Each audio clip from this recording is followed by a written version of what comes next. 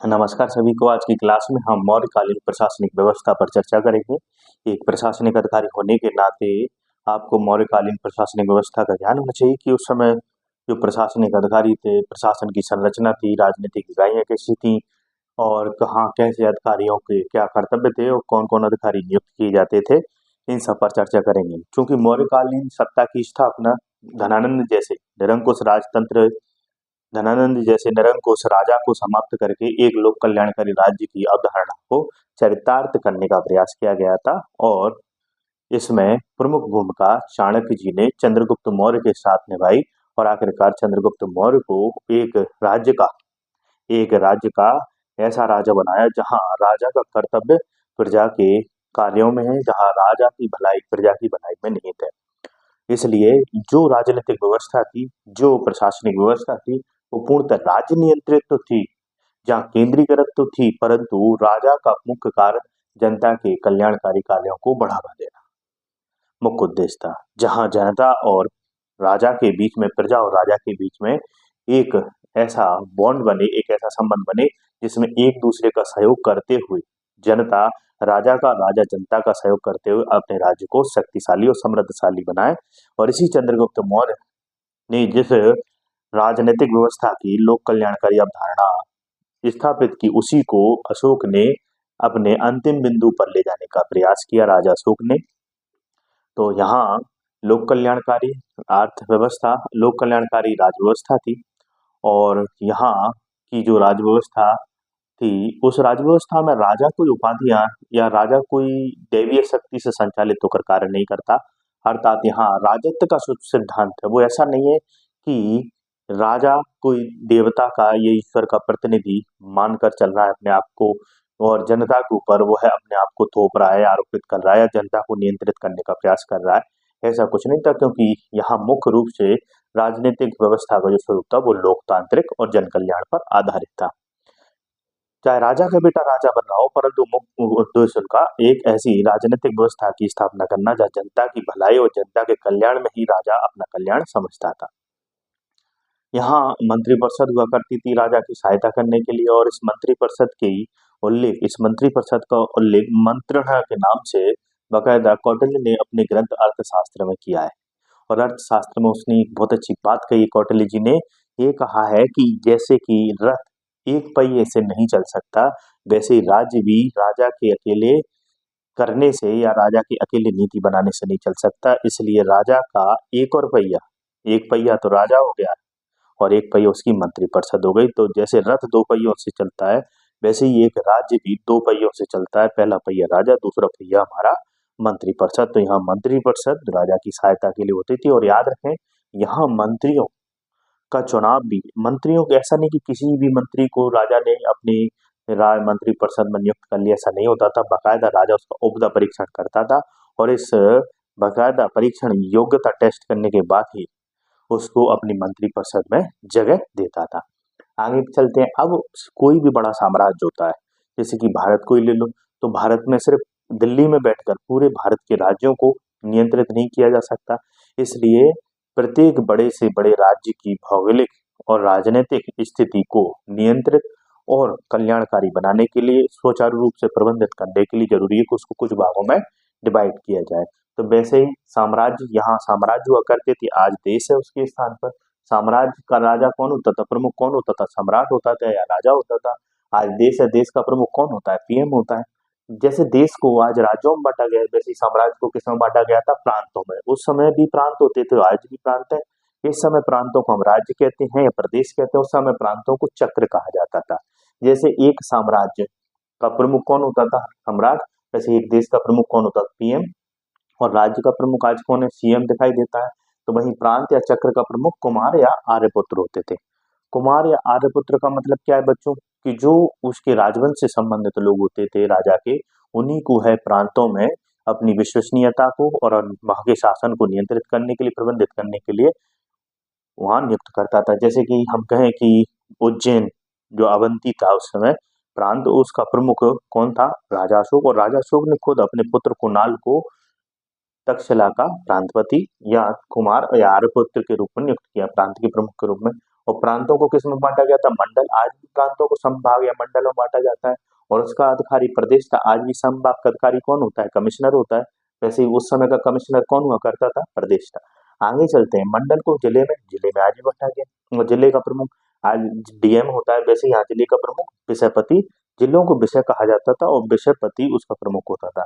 अब जिलों को किस में बांटा गया है? गाँव में। छोटे छोटे कई गाँव हैं, तो वैसे यहाँ पर भी जिलों को कई गाँव के समूह में बांटा गया है। 800 गाँव के समूह, मतलब 400 गाँव के 400 गाँव के समूह को दो द्रोणमुख कहते थे, है ना। वहीं 200 गांव के समूह को खारवाटिक कहते थे, 100 गांव के समूह को संग्रहण कहते थे, और गोप 10 गांव के समूह का प्रमुख होता था। इसके बाद गांव प्रशासन की सब छोटी प्रशासनिक इकाई थी, जिसका प्रमुख ग्रामीणी या ग्रामीणी हुआ करता था। यहाँ विषयपति स्थानीय को गोप जैसे अधिकारियों की सहायता से गांव के समस्त कार्यों का संचालन करता था, प्रबंधन करता था, उनका लेखा जोखा रखता था, उनसे राजस्व की कितनी आय हो रही है इस सब का ज्ञान रखता था। इस प्रकार हम देख सकते हैं कि यहाँ केंद्रीय स्तर पर राजा मौजूद था, प्रांतीय स्तर पर यहाँ पर प्रांत मौजूद थे, और स्थानीय स्तर पर यहाँ पर जिले और नगर मौजूद थे, जो अपने अपने शासन का संचालन करते थे।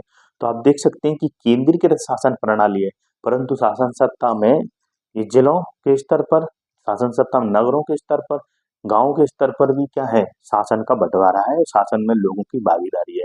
तो एक मजबूत राजनीतिक सत्ता मौजूद थी, क्योंकि यहाँ गांव से लेकर साम्राज्य तक के लोग इस शासन व्यवस्था में जुड़े हुए नहीं थे, बल्कि अपनी भागीदारी भी सुनिश्चित करते थे। उन्हें कार्य करने की शक्तियां दी गई थी। जैसे कि आज आप देख सकते हैं केंद्र में सरकार है, बताइए, और बाकायदा संविधान की 7वीं सूची में कहा गया है कि केंद्र के ये सब्जेक्ट होंगे, संघ के ये सब्जेक्ट होंगे, इन पर वो कानून बना सकता है। तो वहीं दूसरी तरफ राज्य को भी सब्जेक्ट दिए गए, राज्य को भी शक्ति दी। और स्थानीय स्तर पर 73वां 74वां संविधान संशोधन 11वीं और 12वीं अनुसूची में बाकायदा विषय लिखे गए कि आपके इतने विषय होंगे, आपके इतने विषय होंगे, सबके विषय निर्धारित किए गए, है कि नहीं। तो आज भी आप देखते हैं कि सरपंच से लेकर प्रधानमंत्री तक की पूरी एक प्रशासनिक और राजनीतिक स्तर पर हमें व्यवस्था देखने को मिलती है, ताकि हम गांव के प्रत्येक व्यक्ति को, गांव तक के प्रत्येक व्यक्ति को किससे जोड़ सकें? हम अपने देश के लोकतंत्र से, सीधा केंद्र से जोड़ सकें। पूरी प्रशासनिक व्यवस्था में अगर योजना बन रही है, व्यक्ति के पायदान पर बैठा हुआ अंतिम व्यक्ति के लिए भी प्रशासन में भागीदारी सुनिश्चित की गई है, ताकि लोकतंत्र की परिभाषा क्या है? किसी भी राज्य को मजबूत बनाने के लिए लोगों की भागीदारी और उनका कल्याण होना अति आवश्यक है। तो आपको ये बात समझ में आई होगी कि आज भी जो हमें केंद्रीय, प्रांतीय और स्थानीय स्तर पर शासन दिखाई दे रहा है, वो कहीं ना कहीं हमारी प्राचीन काली संस्कृति से ही प्रेरणा लेकर बना हुआ है। ठीक है, आगे बढ़ते हैं कि एक व्यक्ति थे जो सेल्यूकस निकेटर के राजदूत थे, मेगास्थनीज, और उन्होंने चंद्रगुप्त मौर्य के दरबार में उन्हें भेजा हुआ था, मेगास्थनीज को। मेगास्थनीज जब भारत आए तो उन्होंने बकायदा अपने राजदूत के रूप में कार्य किया, साथ में उन्होंने एक पुस्तक भी लिखी इंडिका नाम से, और इस पुस्तक में उन्होंने भारत की जितनी भी राजनीतिक, सामाजिक, आर्थिक, सांस्कृतिक विशेषताएं थी, गुण थे, तत्व थे, उन सब का उल्लेख भी किया। इसी क्रम में उन्होंने राजनीतिक स्तर पर उन्होंने नगर प्रशासन का अपनी किताब में उल्लेख किया, और नगर प्रशासन, पाटलिपुत्र का नगर प्रशासन कैसा था, तो उन्होंने बताया कि इस नगर का प्रमुख एस्ट्रोनोमोई नाम का अधिकारी हुआ करता था, और यहाँ 30 लोग 6 समिति बनाकर, जिसमें कि प्रत्येक समिति में कितने सदस्य होते थे? 5। तो 5 into 6 करोगे तो मैं मानता हूँ कि आपका गणित बहुत अच्छा है, कि आपको गणित आता होगा। तो मैथमेटिक्स के अनुसार 5 into 6 पर एक 6 समितियां होती थी, और 6 कमिटी होती थी, 6 कमिटी, और प्रत्येक में कितने मेंबर्स होते थे? 5 मेंबर्स, और दोनों का मल्टीप्लाई किया तो 30 सदस्य या 30 लोग मिलकर पूरे नगर का प्रशासन देखते थे। क्या क्या देखते थे? शिल्प कला से संबंधित समिति थी कि भाई कोई आर्ट डेवलप हो रहा है तो उसकी देखरेख करना, कोई कॉपी पेस्ट नहीं कर रहा। आज हम ओडीओपी को डेवलप कर रहे हैं, आज हम आर्ट्स को डेवलप कर रहे हैं, विभिन्न प्रकार के, चाहे धातु शिल्प कला हो, चाहे मिट्टी शिल्प कला हो, चाहे कास्ट शिल्प कला हो, चाहे पेंटिंग हो, बोलो। तो इसको देखने वाली विदेश समिति, विदेश से आए हुए मेहमानों के साथ, विदेश से आए हुए कोई राजदूतों के साथ कोई गलत व्यवहार तो नहीं कर रहा नगर में। जनसंख्या, कि भाई नगर की जनसंख्या लगातार कितनी हो रही है, और उस जनसंख्या के अनुसार हमें किन किन संसाधनों की आवश्यकता है, वो संसाधनों पर ज्यादा दबाव तो नहीं आ रहा, जनसंख्या का प्रबंधन कैसे किया जाए। क्योंकि आज आप देखते हैं कि बड़े बड़े शहरों में जनसंख्या ही सबसे बड़ी अब विकास में अवरोध का कारण बनेगी। आज आप देखो शाम के समय आप सड़क पर निकल के देखो बड़े इंदौर, जबलपुर, ग्वालियर जैसे शहरों में आप देखेंगे कि रोड पर जाम लग जाता है घंटों। शाम के समय जब सभी ऑफिसों से, सभी क्षेत्रों से लोग कार्य करके अपने घर लौट रहे होते हैं, जाम लग जाता है। अर्थात यातायात प्रबंधन न होना इसके पीछे कारण नहीं है, बल्कि जनसंख्या दबाव होना भी सबसे बड़ा कारण है कि हम जनसंख्या को कैसे मैनेज करें, डाइवर्ट करें। पलायन गाँव से जो शहरों में उसे कैसे रोकें, बहुत सारी बातें। उद्योग व्यापार डेवलप हो रहा है कि नहीं हो रहा भाई, ऐसा तो नहीं कि नवाचार उद्यमिता में किसी प्रकार की कमी आ रही हो। अगर उसको प्रोत्साहन देना है तो उसके लिए कौन सी स्कीम बनाई जाए, राजा को बताया जाए। वस्तु निरीक्षक के वस्तु में किसी प्रकार की मिलावट तो नहीं हो रही, उस प्रकार का कर निरीक्षक कर की चोरी तो नहीं हो रही। तो इस प्रकार से ये 30 सदस्य अपनी 6 समितियां बनाकर प्रत्येक समिति में 5-5 समूह में बंटकर ये पूरे नगर का प्रशासन की देखरेख करते थे, प्रबंधित करते थे। और इसका उल्लेख मेगास्थनीज ने बाकायदा अपनी इंडिका पुस्तक में किया है। और इस पुस्तक के आधार पर हम कह सकते हैं कि बहुत शानदार और बहुत कुशल और वैज्ञानिक दृष्टिकोण से युक्त था यहाँ का नगर प्रशासन उस समय मौर्य काल का। इसके बाद हम न्याय प्रशासन की बात करें तो न्याय प्रशासन में दंड दिया जाता था, आर्थिक और मृत्यु तक दंड दिए जाते थे और आर्थिक जुर्माना सर्वाधिक लगाया जाता था। और उस समय 2 प्रकार की न्यायालय थी, आप सबको पता है आज भी 2 प्रकार की न्यायालय हैं। क्रिमिनल कोड जिसे फौजदारी कहते हैं, सिविल कोड जिसे हम क्या कहते हैं बच्चों, दीवानी न्यायालय कहते हैं। फौजदारी जो न्यायालय थी उसको कंटक शोधक कहते थे और दीवानी न्यायालय को धर्म स्तरीय न्यायालय कहते थे। और कंटक शोधक जो न्यायालय थी उसके अधिकारी को प्रदेष्टा कहते थे, जबकि धर्म स्तरीय व्यावहारिक न्यायालय के अधिकारी को व्यवहारिक अधिकारी बोला जाता था। इसके अलावा जो अशोक थे, अशोक ने भी न्याय प्रशासन को और कुशल बनाने के लिए और गांव-गांव तक न्याय की स्थापना करने के लिए उन्होंने राजोग नामक एक अधिकारी को, जो पहले से ही नियुक्त था, जो राजस्व का काम करता, उसे अतिरिक्त न्याय का प्रभार सौंप दिया ताकि किसी प्रकार से किसी भी व्यक्ति के साथ अन्याय ना हो, समता मूलक न्याय मूलक समाज की स्थापना हो सके। ये न्याय व्यवस्था हमने देखी। इसके बाद राजस्व व्यवस्था की चर्चा करके मौर्यकालीन राजस्व प्रशासन कैसा था, तो मौर्यकालीन राजस्व प्रशासन में हमें इसकी जानकारी अशोक के एक अभिलेख लुम्बिनी से मिलती है, जिसमें कि लुम्बिनी की यात्रा के दौरान भगवान बुद्ध की जन्मस्थली थी लुम्बिनी, जब अशोक बौद्ध धर्म में अपनाकर बौद्ध धर्म के प्रचार के लिए स्वयं यात्राएं करता है, अपने बच्चों को भेजता है और महामात्र जैसे अधिकारियों को नियुक्त करता है, महिलाओं को नियुक्त करता है। तो उस समय यात्रा के दौरान वो लुम्बिनी पहुंचता है और लुम्बिनी में वह बलि कर को समाप्त ही नहीं करता, बल्कि वहां कर की दर जो 1/6 थी उसे 1/8 कर देता है। तो लुम्बिनी जो अभिलेख है अशोक का, वो कहीं न कहीं आर्थिक अभिलेख भी माना जाता है और उससे हमें उस समय की मौर्यकालीन राजस्व व्यवस्था की भी जानकारी प्राप्त होती है। तो राजस्व प्रशासन 1/4 से 1/6 से 1/4 तक वसूला जाता था। यहाँ इसके अलावा बिस्टी कर, बेगारी अर्थात राजा अपने जो लोग कर नहीं देते थे इसके बदले में वो उनको कुछ सेवा देते थे उन लोगों को, तो उसको बेगारी कहा, बेगारी कर कहते थे बिस्टी। परिणय आपातकाल के दौरान कोई संकटकालीन परिस्थिति, कोई बीमारी, अकालजनित परिस्थिति है तो उसमें कर की व्यवस्था की गई। बलि एक धार्मिक कर था, विविध चारागाह का उत्सव एक उपहार कर के रूप में लिया जाता था। इसके अलावा उस समय भूमि की देखी जाए, भू राजस्व से संबंधित जो भूमियां होती थी वो देव मात्र, अवदेव मात्र। देव मात्र कैसी भूमि थी, जो वर्षा के भरोसे थी, देवताओं के भरोसे मतलब ईश्वर के भरोसे, वर्षा के भरोसे, जहाँ सिंचाई की आवश्यकता नहीं थी। जैसे कि आप इस समय देख सकते हैं खरीफ की फसलें जो बोई जाएंगी बरसात के मौसम में, जहाँ उन्हें वर्षा के पानी की कई जगह आवश्यकता नहीं, पर कई जगह बरसात के मौसम में पानी भी नहीं बरसता, तो सिंचाई के साधनों की हमें क्या करनी पड़ती है, व्यवस्था करनी पड़ती है।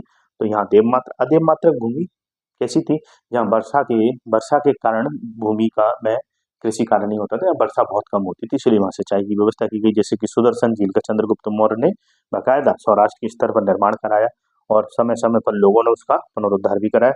इसके अलावा 2 प्रकार की भूमि और भी थी, कृष्ट और अकृष्ट। कृष्ट मतलब जहाँ कृषि की जाती है, तो सीता भूमि राजकीय भूमि थी। कैसी भूमि बच्चों, राजकीय भूमि, जिस पर की सरकार का नियंत्रण था, या सरकार अपने नियंत्रण में लेकर कृषि कार्य कराती थी। और दूसरी जन सामान्य की निजी भूमि हुआ करती थी, जहाँ वो कृषि कार्य करके राजा को टैक्स देते। अकृष्ट भूमि कैसी थी, कृषि कार्य नहीं होते थे पर अन्य आर्थिक गतिविधियां जहाँ हुआ करती थी, जैसे कि इमारती लकड़ी है जंगल से लाना, उस जंगल की जंगली या वन भूमि, या दूसरी हस्ती वन भूमि जहाँ से हाथियों को जंगल से लाकर सेना में भर्ती कराया जाता है, सेना के लिए उपयोगी हाथी मिलते हैं, तो हस्ती वन भूमि इमारती लकड़ी की वो। ये आपने देख लिया राजस्व प्रशासन। और इस राजस्व प्रशासन में जो कर लिया जाता था उसका मुख्य उद्देश्य यही था, मैंने आपको बताया कि पूरा लोक कल्याण और क्या करना, व्यय करना, है ना। आज भी हमारे देश में राजकोषीय नीति बनाई जाती है, बजट बनाया जाता है, तो इसके पीछे राजस्व वसूल किया जाता है, टैक्स वसूल किया जाता है। मैंने इकोनॉमी की क्लास में बताया था कि कराधान क्या है ना? कर क्या है?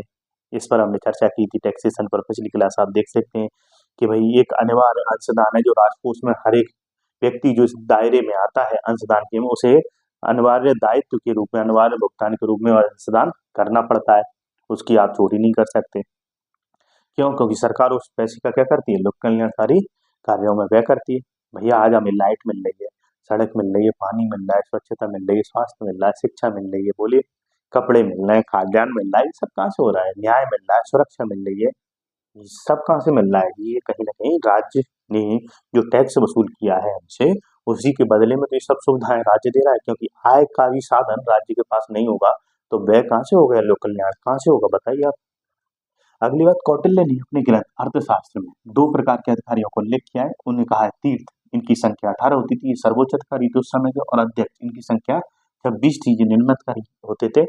तो याद रखें, कौटिल्य ने भी 18 तीर्थ और 26 निम्न किस्म के अधिकारी, निम्न स्तर के अधिकारी होते थे, जिन्हें अध्यक्ष कहते थे। और इनका मैं एक दिन अलग से पढ़ा दूंगा आपको तीर्थ और अध्यक्ष के बारे में, कि समाहर्ता कौन था, सन्निदाता कौन था, है ना?